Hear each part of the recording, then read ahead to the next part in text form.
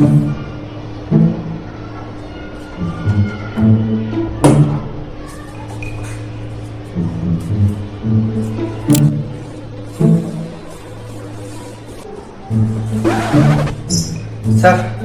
আমি আসছি।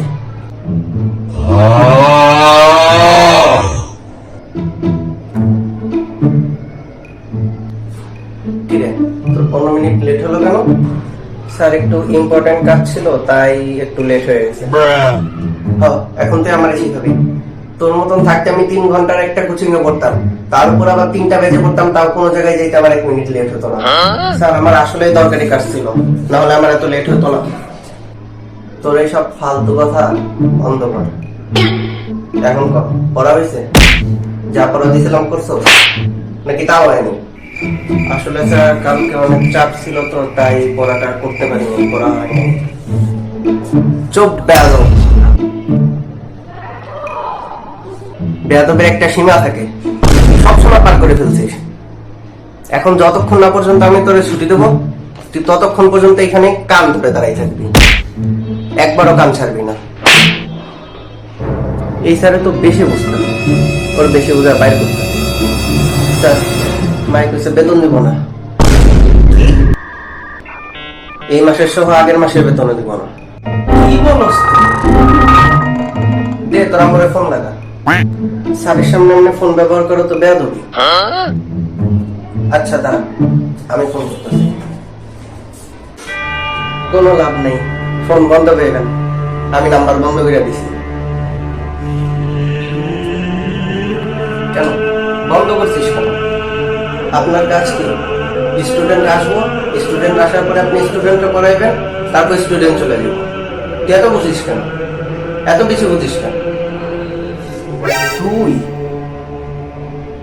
তুই তোর কাছে রাখ। বেশি কথা বলস। এত বেশি কথা বললে কিন্তু এরপর থেকে আর বেতনই দিব না। তোর মাথা ঠিক আছে তো? চুপ থাক, বসবি না। তুই কহ তোর প্রতি মাসে বেতন কত করে দিই? 20,000 টাকা। কিন্তু এখন আর 1 টাকাও দেবো না। আরে ভাই ভাগ্য করে তোর মতো এমন একটা স্টুডেন্ট পাইছে যে কিনা এত বেশি বেতন দেয়। তোর বেতন দিয়েই তো আমি আমার পার্সোনাল যতগুলো কাজ আছে তার বেশিরভাগ কাজ মিটে। এই তো লাইনে আসছে। তুই আমার এত বেশি বেতন দিস দেখে তো আমি তোর এত কেয়ার করি। এই যে মাঝে মধ্যে একটু জোরে কথা কই না, এগুলো তো এমনিই কইরা ব্যাটা, তুই বুঝিস না। এগুলো তো কোনো, আমি তো শুধু আস্তে করে তোর একটু জোরে কথা বলি, এগুলো তো ধমকের মধ্যেও পড়ে। এগুলো করতে হয়।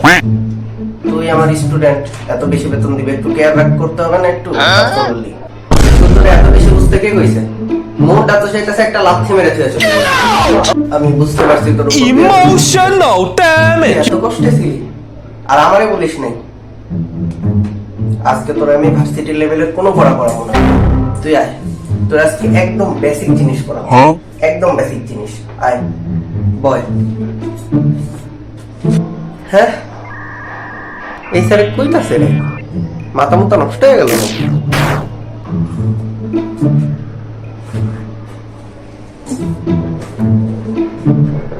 আজকে একদম বেসিক জিনিস পড়াবো, বুঝলি? বল। ক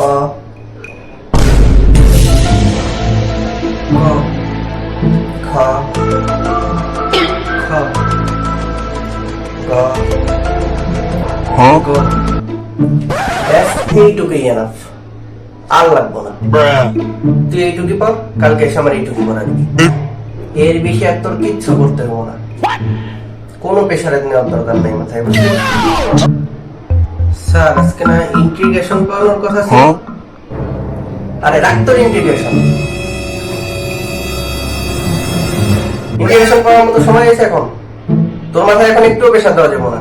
তুই থাকবি রিল্যাক্সে, যা পড়াইছি তাই করবি।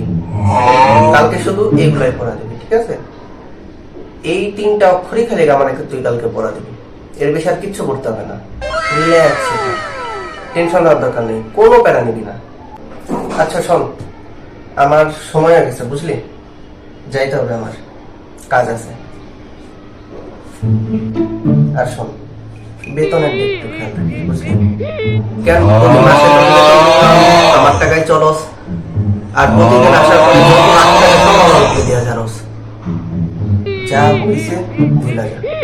আরে এগুলো তো হয়ই একটা ছাত্র শিক্ষকের মধ্যে এরকম একটু থাকেই, ছাত্র একটু জোরে কথা বলবে, স্টুডেন্টরা সহ্য করবে, এইগুলোই তো ছাত্র শিক্ষকের নিয়ম, বুঝছি?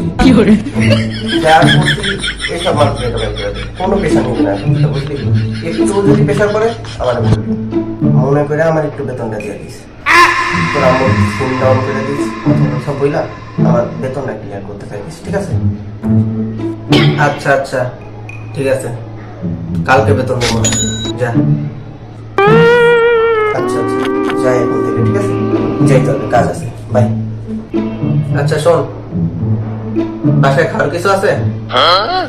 হ্যাঁ, ফ্রিজে গরুর গোস্ত রাখা আছে আর সাথে কোল্ড ড্রিঙ্কস রাখা আছে, খেয়ে নিস, ঠিক আছে? ঠিকঠাক মতো পেট ভরে খাবি, তারপর বাসায় যাবি। আর কালকে বেতনটা নিয়ে আসবি, ঠিক আছে? মনে হয় নিয়ে আসিস, হ্যাঁ?